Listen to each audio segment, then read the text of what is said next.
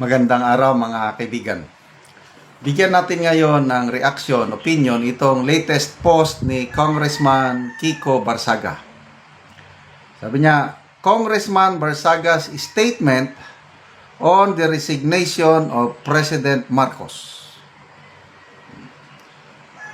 Sabi niya, daming nagsasabing gusto kong mag-resign si Marcos para maging presidente si Duterte. Sobrang lala na ang administrasyong ito. Kahit si Bimbi Aquino, gawin yung presidente, good sa akin, basta wag lang si Marcos. Grabing, what a statement. Ano ba, yung nananawagan ka na mag-resign ng isang presidente, isa kang congressman, may kaso ba yan? Inciting to sedition ba yan? Kasi, iyan yung, aside sa ethics complaint na isinampa na laban sa kanya, meron pang nagsasabi na baka sampan siya ng inciting to sedition. Eh sabi naman niya na Marcos administration will put me to prison soon, will imprison me soon, but I will not stop fighting corruption in government till the end. So, okay, to me, kung ako niyang tatanungin, wala muna yung resign, wala yung impeach. Let them finish their term. Total, nakapagtiis na tayo ng 3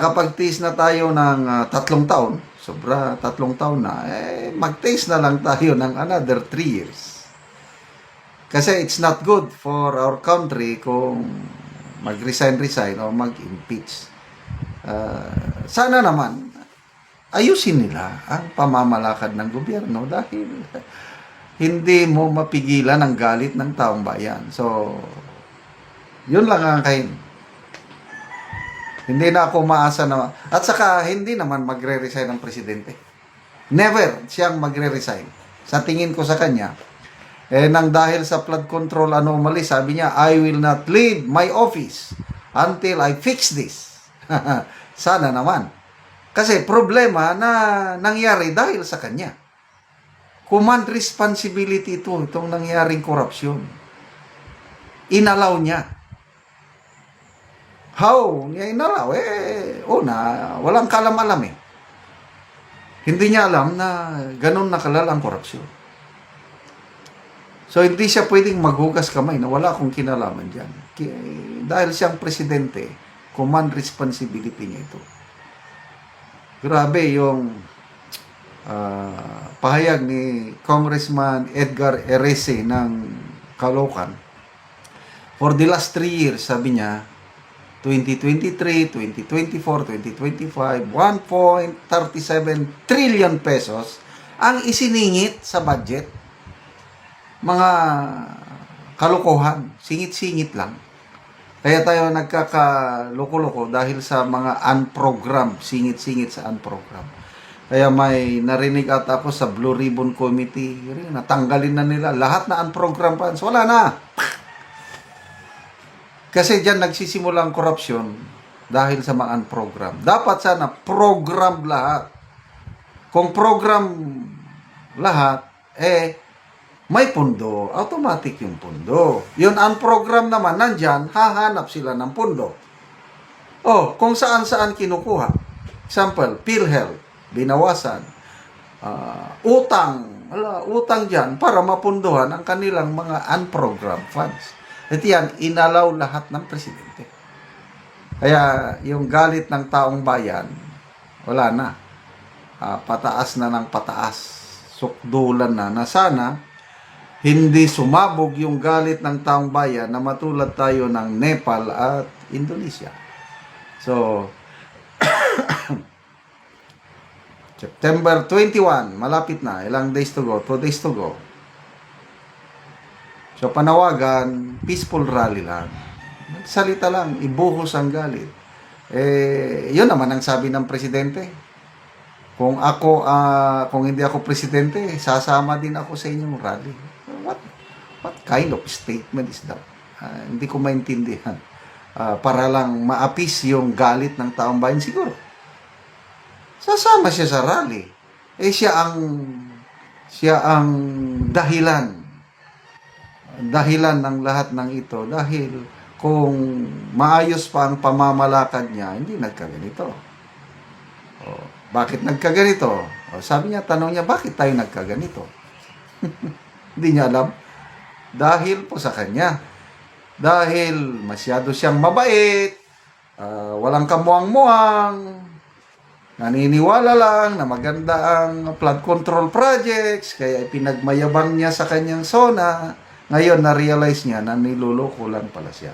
Anyway, better late than never. May magagawa pa siya within these last 3 years. Ako naniniwala. Basta lang, totohanan. Ngayon, nag-resign si Speaker Romualdez. Ito na, new start sana nila. Kailan? To me, it's a missed opportunity.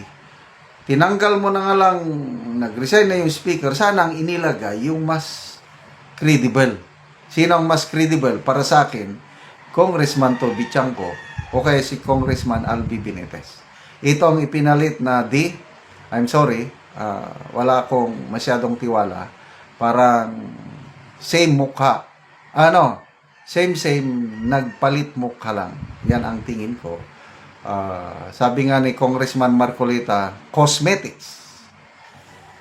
Hindi talaga sa tunay na reform, kundi to save face dahil takot sila sa galit ng taong bayan. Rally ngayong September 21. Umalis ka muna dyan para humupa ang galit ng taong bayan. But I don't think so. Habang nakikita ng taong bayan na nandyan pa rin yung korupsyon, walang nakukulong, lalo na mga politicians huwag po tayong tumutok lang sa contractors. Least guilty ang mga contractors. Napipilita ako, naniniwala ko na kung matino lang ang sistema, hindi sila magbibigay ng kickbacks. Ang sistema bulok. Walang magawa yung mga contractors kundi magbigay. So, good luck, Congressman Barsaga, sa laban mo. David and Goliath, nanalo ka na, round 1. Naalis na si Martin Romualdez. So, ito naman, presidente, gusto mong maalis. So, it's a round 2 battle. Sabi mo nga, siguradong mananalo ang taong bayan sa labanang ito dahil nasa panig ninyo ang katotohanan. Okay, salamat mga kaibigan sa inyong pagsubaybay sa ating channel. Nakakatulong kayo ng malaki sa tribong Talandig ng Bukidnon dahil ang income natin sa channel na ito pantulong sa tribo. Namimigay tayo ng livelihood assistance, nagpapatanim ng saging lakatan at Arabica coffee. Panoorin nyo ang video nito. Mauna ni ang among saging lakatan nga among pagaputuson sa silupin para gyud nga